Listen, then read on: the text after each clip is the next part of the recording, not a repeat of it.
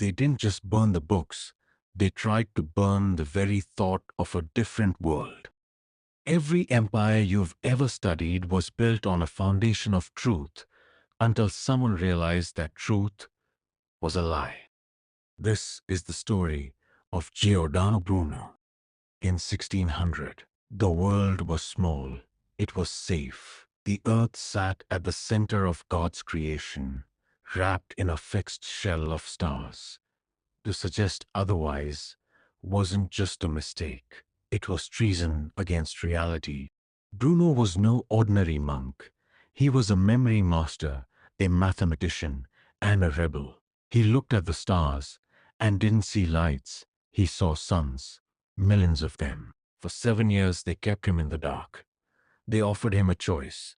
Take back your words, return to a small world, or face the fire. At final sentencing, Bruno didn't beg. He looked his executioners in the eye and said, Perhaps you pronounce this sentence against me with greater fear than I receive it. they burned the man. But the idea was already out. The infinite universe had been born, and the prison was broken forever. While the West was retreating into 1,000 years of silence, the torch of reason was burning bright in the East. In the 5th century, Aryabhata looked at the sky and saw a truth that would have cost him his life in Europe. He claimed the earth wasn't still. It was spinning. He calculated the rotation of the earth to within seconds of modern measurements.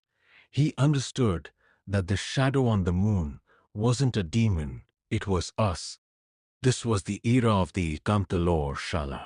While some empires banned books, this Nalanda of the south was teaching 64 branches of knowledge, from logic to the chemistry of the void.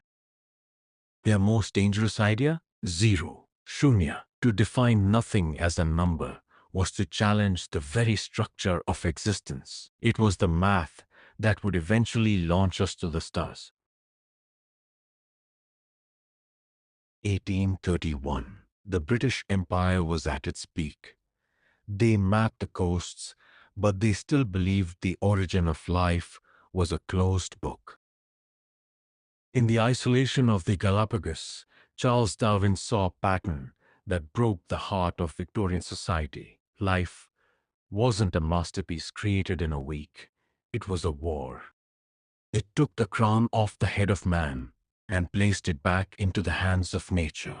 To say we were cousins to the ape was the most dangerous idea of the century. Darwin didn't just explain how we survived. He explained how we changed. But as we mastered evolution, we began to wonder what would replace us. Every empire creates its own walls. Today, those walls aren't made of stone, they are made of data. We are witnessing the birth of a new origin, artificial intelligence, an idea that can think for itself. If we are no longer the only thinkers, what are we? This is the new forbidden math simulation theory, the idea that all our history from Rome to India is just code in a larger machine. History is a circle.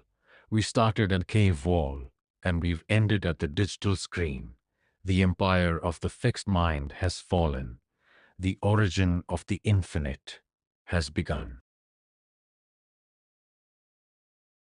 The next dangerous idea is already out there, and it might just be yours. Subscribe to Origins and Empires, where history begins.